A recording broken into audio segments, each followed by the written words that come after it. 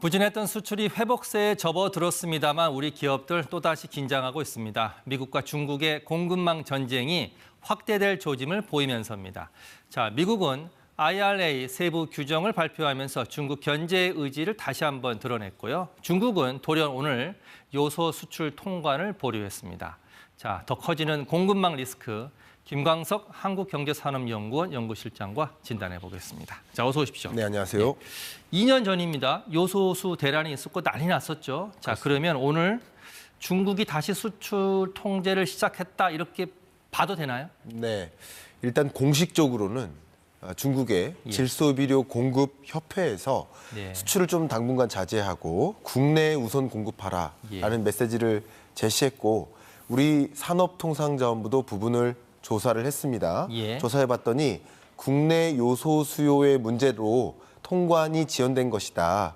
그래서 정치적인 그런 배경은 없는 것으로 확인했다라고 했지만 2년 전으로 돌아가 봐도 그 통제 시점의 배경이 자국의 수급 문제로 요소 공급을 차단했었습니다.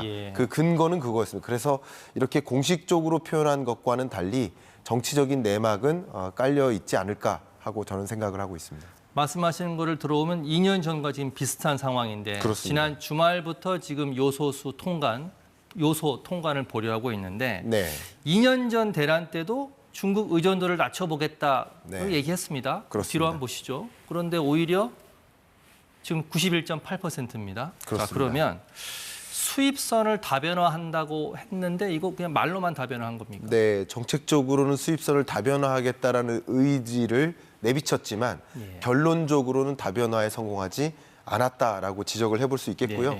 기본적으로 이 요소 산업을 좀 들여다보면 자동차용과 농업 비료용이 있는데요. 대체적으로 부가가치가 매우 낮고요. 중량이 무겁기 때문에 굉장히 중요한 것이 지리적인 근접성입니다. 근데 베트남산이나 카타르산으로 대체할 수는 있습니다만 가격 경쟁력이 물류 비용을 감안해 보면 좀 떨어지기 때문에 이 업체들이 중국산을 가격 때문에 선호하고 있어서 쉽게 대체가 안 되고 있다라고 진단해 볼 수 있겠습니다. 자, 그럼 지금 경유차를 몰고 있으신 분들 좀 걱정을 해야 되는 상황인가 고민이 되는데 정부 입장은 이렇습니다. 3개월치 재고가 있으니 문제는 없다라고 입장을 밝혔는데 정말 괜찮은 겁니까? 안심하긴 좀 이르다고 생각을 합니다. 왜냐하면 중국이 당장 내년부터 요소 쿼터제를 도입하기로 계획을 발표했습니다. 이게 뭐냐면 중국이 이제 내년부터 해외로 나가는 요소의 양을 제한하기로 공식적으로 제한할 수 있는 툴을 활용하겠다라는 것이고 중국 내부에도 요소가 안정적으로 수급이 되어야 되기 때문에 다른 나라로의 수출보다는 자국 우선적으로 이 요소를 활용하겠다라는 의지이기 때문에 향후에 요소 공급에 공식적인 차단이 있을 수도 있겠다라고 생각을 해보겠습니다. 물론 정치적이 아니라 대외 어떤 국가로도 공급이 차단될 수 있겠다라는 생각은 해볼 수 있겠습니다. 중국이 맘만 먹으면 수출 통제를 할 수 있다는 얘기네요. 그렇습니다. 그렇죠? 자, 이번에는 지난주에 발표된 IRA 세부 법안 좀 살펴보겠습니다. 배터리 업계에도 불통이 튀었는데 자, 구체적으로 이건 뭐다? 세부 핵심 내용 좀 찝어주시죠. 일단 이번에 발표된 것은 IRA의 세부 규정입니다. 바로 해외 우려 기관을 선정했어요. 그러니까 해외 우려국이라 하면 중국, 러시아, 북한, 이란입니다. 그러니까 이들 국가로부터 배터리나 광물과 같은 소재 자원을 조달받아서 배터리를 생산하는 기업의 경우에는 해외 우려 기업에 해당되고 또 중요한 것은 가장 중요한 그 두 번째입니다. 합작 자본 비율이 25% 이상이면 역시 전기차 보조금을 지급할 수 없다. 이런 내용이니까 기존의 시장에서는 업계에서는 이 합작 자본 비율을 50% 정도로 기대를 했는데 25% 수준만 넘어도 합작 자본 비율에 해당되기 때문에 결국 많은 비중의 전기차가 미국에서 이런 전기차 보조금을 받을 수 없는 대상이 될 수 있겠다는 우려가 있는 것이죠.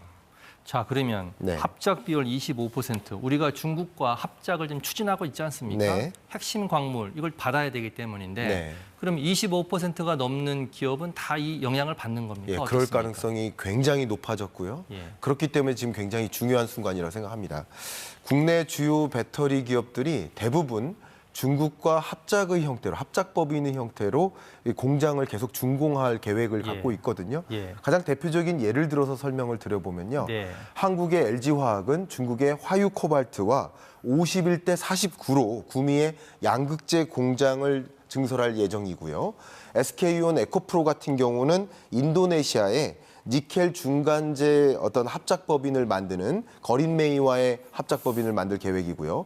포스코홀딩스 같은 경우도 중국의 CNGR과 함께 전구체 공장 합작법인을 만드는데 80%가 중국 지분입니다.